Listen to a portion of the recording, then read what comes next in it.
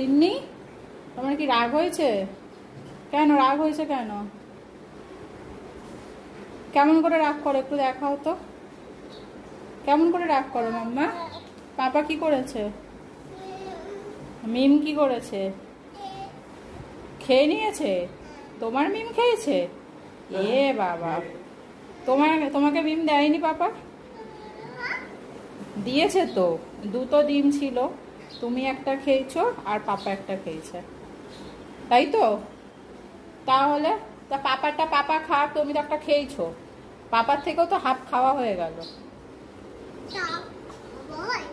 আবার না, আছে আছে তো কি হয়েছে, ওটা পাপা খাক।